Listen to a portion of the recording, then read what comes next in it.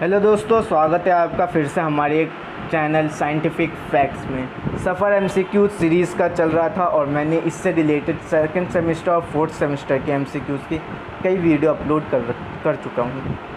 आज की जो हमारी वीडियो है वो है पैथोफिजियोलॉजी यूनिट 3 पार्ट 1। जिन्होंने हमारी पहली वीडियो नहीं देखी है पैथोफिजियोलॉजी की या किसी भी दूसरे सब्जेक्ट की, वो जाके प्लेलिस्ट में चेक कर सकता है। वीडियो को स्टार्ट करने से पहले चैनल को सब्सक्राइब ज़रूर कर लेना, वीडियो को एंड तक ज़रूर देखना, कमेंट करके बताना आपको वीडियो कैसा लगा है और लाइक शेयर सब्सक्राइब सब कर देना। आज का जो हमारा सब्जेक्ट है वो है पैथोफिजियोलॉजी, जो कि हमारा सेकंड सेमेस्टर फर्स्ट ईयर में आता है बी फार्मेसी के। इसके यूनिट 3 पार्ट 1 MCQ सीरीज़ का सफ़र है। इसमें हमने 35 मोस्ट इम्पोर्टेंट MCQs रखे जो कि हमारे एग्ज़ाम में पूछे जाते हैं। तो जो मोस्ट कॉमन एनाटॉमिक पैटर्न होता है जो कि डिस्ट्रीब्यूशन कर होता है कोरोनरी ब्लड सप्लाई का, वो कौन सा होता है? Left coronary preponderance, right coronary preponderance, circumflex preponderance या बैलेंस सर्कुलेशन। तो इसका जो आंसर है वो है आपका right coronary preponderance. Question number 2 है हमारा कि राइट हार्ट फेलियर जो होता है वो प्रीडोमिनेंटली कैरेक्टराइज किया जाता है इनमें से एक्सेप्ट एक को छोड़ के, इनमें से कौन सा एक नहीं है जिससे हम राइट हार्ट फेलियर नहीं बता सकते? Chronic venous congestion liver, chronic venous congestion spleen, chronic venous congestion kidney या पल्मोनरी कंजेशन। तो इसका आंसर है पल्मोनरी कंजेशन। क्वेश्चन नंबर 3 हमारा कि जो थिकनेस होती है लेफ़्ट वेंट्रिकुलर वॉल की लेफ़्ट वेंट्रिकुलर हाइपरट्रॉफी में वो कितनी होती है? 13 mm, 15 mm, 17 mm, 19 mm। तो वो हमारी 15 mm होती है। क्वेश्चन नंबर 4 है कि जो फीचर्स होता है टेट्रालोगी का फैलोट का, वो इनके अंदर आता है एक को छोड़ के। VSD, displacement of aorta to right to override the BSD, pulmonary stenosis या लेफ़्ट वेंट्रिकुलर हाइपरट्रॉफी। तो ये हमारा लेफ़्ट वेंट्रिकुलर हाइपरट्रॉफी में आता है। क्वेश्चन नंबर 5 हमारा कि post ductal coarctation of aorta का इनमें से फीचर्स है एक को छोड़ के। Hypertension in upper extremities, weakness weak pulses, high blood pressure in lower extremities या क्लॉडिकेशन इन लोअर लेग। तो इसका आंसर है हमारा high blood pressure in lower extremities. ठीक है, उसके बाद है हमारा क्वेश्चन नंबर 6 है कि जो नॉन इन्फ्रैक्ट इफेक्ट होता है मायोकार्डियल इस्केमिया का, वो इसके किसके अंडर आता है एक्सेप्ट एक को छोड़ के? मतलब इन चारों में से एक के अंडर नहीं आता है वो। Sudden cardiac death, angina pectoris, subendocardial infarct या क्रोनिक इस्केमिक हार्ट डिसीज़। तो वो हमारा सेवेंडोकार्डियल इन्फार्क्ट्स के अंदर नहीं आता है। Most thrombogenic constituent of atheroma is fibrous cap, lipid core, foam cell, smooth muscle cell. तो इसका आंसर हमारा लिपिड कोर होगा।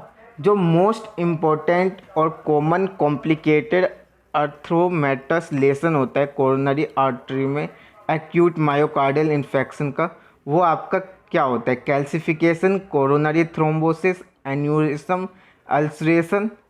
तो इसका आंसर जो है हमारा वो कोरोनरी थ्रोम्बोसिस होता है। क्वेश्चन नंबर 9 है कि जो इन्फार्क्ट्स होते हैं वो लीस्ट कॉमन होते हैं किस में? Left ventricle, right ventricle, left atrium या राइट एट्रियम। तो वो हमारे लेफ्ट एट्रियम में होता है।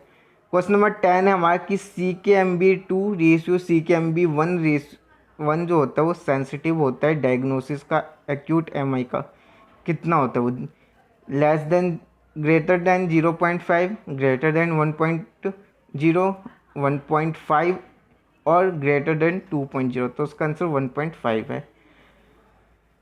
जो क्रोनिक इस्केमिक हार्ट डिसीज होता है वो मोस्ट ऑफन होता है किसके कारण? कोरोनरी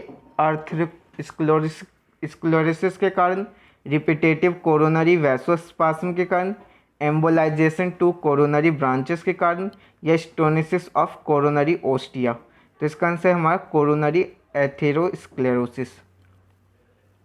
क्वेश्चन नंबर 12 है हमारा कि जो हाइपरटेंसिव हार्ट डिसीज़ होता है लेफ्ट वेंट्रिकुलर हाइपरट्रॉफी में, वो कोरिलेटेड होता है किसके साथ, duration of hypertension, severity of hypertension, cause of hypertension या सेवरिटी ऑफ कोरोनरी आर्थ्रोस्क्लेरोसिस। तो ये हमारा ड्यूरेशन ऑफ हाइपरटेंशन के कारण होता है, कोरिलेट होता है।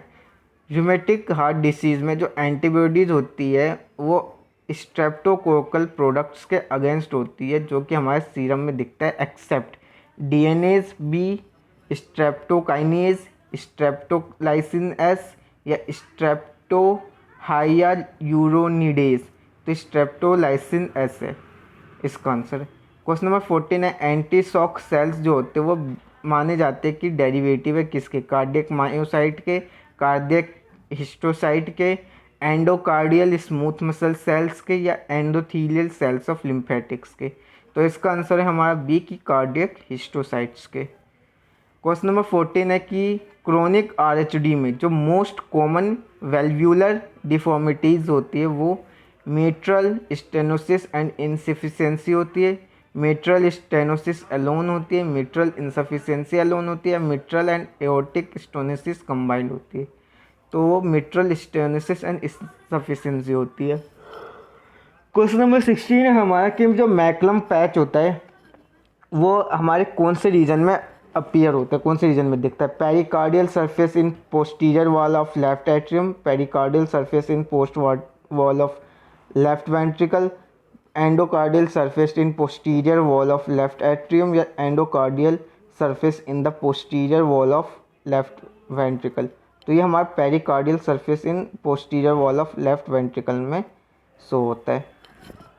उसके बाद है हमारा क्वेश्चन नंबर 17 है, जो मेजर क्राइटेरिया होता है, मेजर क्राइटेरिया है मॉडिफाइड जोन्स में, उसके अंतर्गत एक नहीं आता, इनमें से कौन सा है वो, carditis, polyarthritis, raised C reactive protein या सबक्यूटेनस नोड्यूल्स। तो वो हमारा रेज्ड सी रिएक्टिव प्रोटीन्स है। क्वेश्चन नंबर 18 में हमारा कि जो हेमाटॉक्सिलिन बॉडीज़ होती है जो कि ऑफ क्रॉस की वो दिखती है वेजिटेशन में, rheumatic valvulitis, Libman Sacks endocarditis, non bacterial thrombotic endocarditis या सब एक्यूट बैक्टीरियल वेल्वुलिटिस। तो ये हमारे लेबमैन सैक एंडोकार्डिटिस में होती है, इसका जो करेक्ट आंसर है। उसके बाद क्वेश्चन नंबर 19 है कि जो most frequent underlying heart disease होती है कॉजेशन ऑफ SABE की, वो आपकी वेंट्रिकुलर सेप्टल डिफेक्ट होती है, क्रोनिक रिमेटिक वाल्वुलर डिसीज़ होती है, फ्लोपी मेट्रल वाल्व होती है, एथेरोस्क्लेरोटिक वाल्वुलर डिसीज़ होती है। तो ये हमारी क्रोनिक रियोमेटिक वाल्वुलर डिसीज़ होती है। क्वेश्चन नंबर 20 है हमारा कि जो वेजिटेशन जो होता है फॉलोइंग टाइप्स का एंडोकार्डिटिस में वो जनरली फ्रीएबल नहीं होता है except that of rheumatic endocarditis, Libman Sacks endocarditis, sub acute bacterial endocarditis या नॉन बैक्टीरियल थ्रोम्बोटिक एंडोकार्डिटिस। तो sub acute bacterial endocarditis. Question number 21 है हमारा जो मिट्रल स्टेनोसिस होता है जिसके कारण सारे इफेक्ट्स होते हैं हार्ट में, वो इनमें से एक कौन सा नहीं होता इनमें से, dilation and hypertrophy of left atrium, dilation and hypertrophy of left ventricle, dilation and hypertrophy of right ventricle या डायलेशन ऑफ राइट एट्रियम। तो वो हमारा dilation and hypertrophy of left ventricle होता है।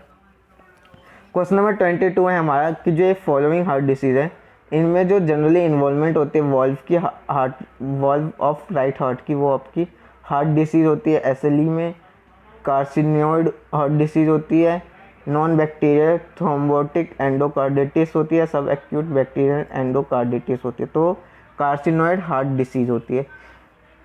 The following type of cardiomyopathy is classically characterized by 4 chamber dilatation, idiopathic congestive cardiomyopathy, idiopathic hypertrophic cardiomyopathy, endomyocardial fibrosis या Loeffler's endocarditis. तो इसका answer जो है आपका वो आइडियो कंजेस्टिव कार्डियोमायोपैथी होगा। क्वेश्चन नंबर 24 है कि जो हमारा कॉज होता है लेफ्ट साइड हार्ट फेलियर का, वो इनमें से एक नहीं होता है, cor pulmonale, systemic hypertension, hypertension, mitral stenosis, aortic stenosis, तो वो कॉर्ड पल्मोनली होता है।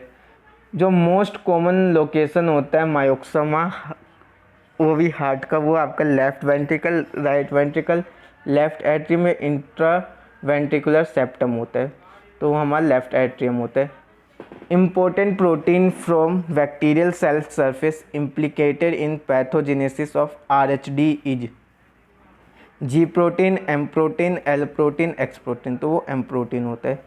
For endomyocardial biopsy the safest site for biopsy is left ventricle, left atrium, right ventricle, right atrium, तो राइट वेंट्रिकल होता है। Which of the following produces right ventricle hypertrophy? कोआक्टेशन of aorta, aortic stenosis, pulmonary insufficiency, systemic hypertension, तो pulmonary insufficiency। Most common congenital anomaly of heart is VSD, ASD, PDA, tetralogy of Fallot, VSD। Question number 30 हमारा जो acromion STEMI जो होता है वो stand करता है standard treatment and evaluation in MI, serial testing of enzyme level in MI, ST segment elevation in acute MI, steps taken in emergency in case of multiple infarcts, तो वो ST segment elevation in acute MI जो है वो आपका STMI की full form है, या STMI जो है स्टैंड करता है इस पर। Reported incidence of RH-D in school going children by the Indian council of medical research is 1 to 5.5 per 100 children, 5.5 to 10 per 100 children, 10 to 15.5 per 100 children, या 15.5 to 20 per 100 children, तो वो 1 to 5.5 per 100 children होगा। Question number 32 है, जो McCullum patch होता है वो हमारा राइट एट्रियम में दिखता है, राइट वेंट्रिकल में दिखता है, लेफ्ट एट्रियम में दिखता है, लेफ्ट वेंट्रिकल में, तो हमारा लेफ्ट एट्रियम में दिखता है। क्वेश्चन नंबर 33 हमारा जो क्रोनिक एल्कोहलिज्म होता है वो किसके साथ होता है? हाइपरट्रॉफिक कार्डियोमायोपैथी के साथ, डायलेटेड कार्डियोमायोपैथी के साथ, रेस्ट्रिक्टिव कार्डियोमायोपैथी के साथ, या इनफिल्ट्रेटिव कार्डियोमायोपैथी के साथ, तो वो डायलेटेड कार्डियोमायोपैथी के साथ होता है। मोस्ट कॉमन लोकेशन जो होती है परफॉर्मिंग एंडोमायोकार्डियल बायोप्सी की, वो राइट एट्रियम होती है, राइट वेंट्रिकल होती है, लेफ्ट एट्रियम होती है, लेफ्ट वेंट्रिकल, तो वो राइट वेंट्रिकल होती है। 1 month ओल्ड मेल बेबी है जो कि पेडियाट्रिक इमरजेंसी से लाया गया है due to difficulty in feeding and lethargy. On auscultation a loud murmur is heard. Which of the following is the most likely congenital heart disease in this baby? Tetralogy of Fallot, VSD, ASD, aortic or atresia, तो इसका answer जो है वो VSD है। आज के MCQs का सफ़र series का यहीं पे ख़त्म होता है। वीडियो को एंड तक ज़रूर देखना, अपने दोस्तों के साथ वीडियो को ज़रूर शेयर करना, चैनल को सब्सक्राइब करना, लाइक करना और कमेंट करके बताना कि आपको वीडियो कैसा लगा हो या आपको कोई भी हेल्प चाहिए हो। नोट्स अगर आपको चाहिए सेकेंड ईयर फर्स्ट ईयर के, तो आप हमारे वेबसाइट है www.pharmalectures.com, वहाँ पे जाके आप देख सकते हैं। Thank you.